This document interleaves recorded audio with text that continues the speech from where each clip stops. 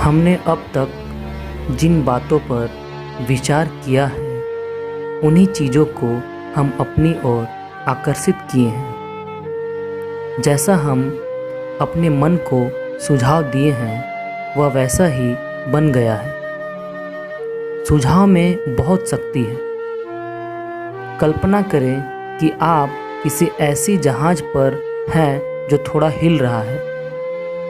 आप एक भयभीत सहयात्री के पास जाकर कहते हैं कि आपकी हालत अच्छी नहीं दिख रही है। आपका चेहरा बिल्कुल हरा लग रहा है। मुझे लगता है कि आपको समुद्री यात्रा में होने वाली मतली हो सकती है। क्या मैं आपको आपके केबिन तक पहुंचा दूं? इतना सुनकर यात्री का चेहरा पीला पड़ जाता है। आपने मतली के बारे में जो कुछ सुझाव अभी अभी दिया है वह उसे खुद के डर और आशंका से मेल खाता है। वह आपके नकारात्मक सुझाव को सच मान लेता है और वह अपने मन को जैसा सुझाव देता है वैसा ही हो जाता है।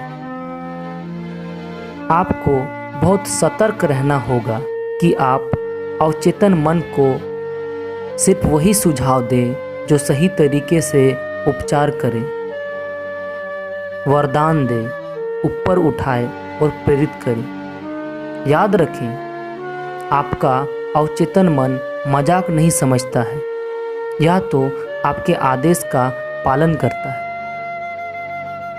आत्म सुझाव का मतलब है खुद को किसी निश्चित और विशिष्ट बात का सुझाव देना।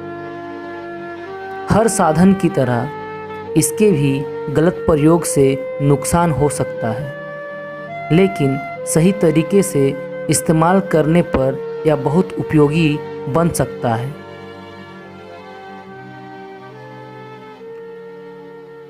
एक युवा गायिका थी। वह ऑडिशन के लिए बेताब थी, लेकिन आशंकित भी थी। पहले भी 3 बार उसने ऑडिशन दिया था, लेकिन बुरी तरह असफल हो गई थी। इसका कारण यह था कि उसके अंदर असफल होने का डर था। उसकी आवाज़ अच्छी थी, लेकिन वह खुद से कहती रहती थी, जब गाने का वक्त आएगा तो मैं बुरी गाऊंगी। मैं कभी चयनित नहीं हो सकती। वे मुझे पसंद नहीं करेंगे।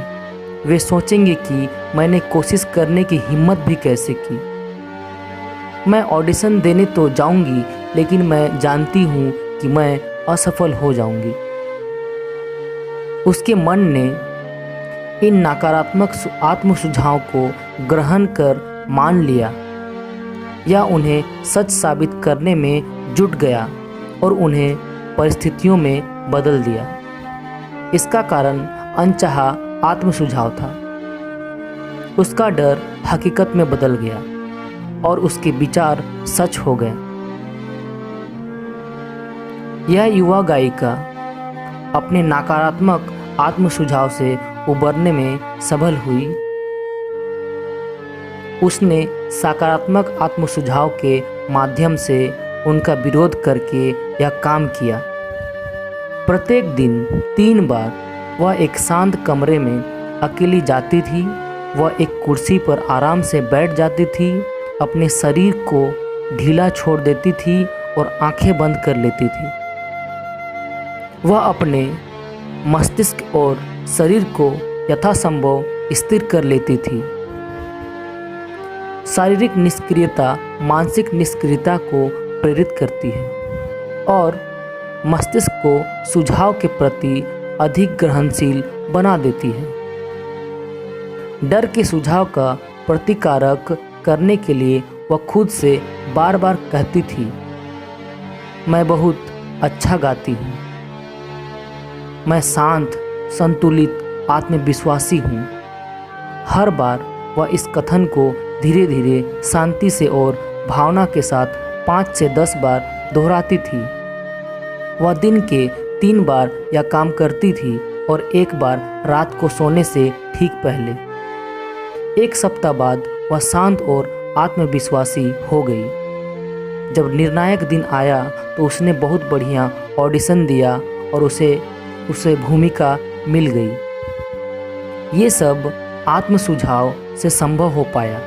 यदि आप भी अपने आप में परिवर्तन लाना चाहते हैं तो सबसे पहले आत्म सुझाव को बदलिए।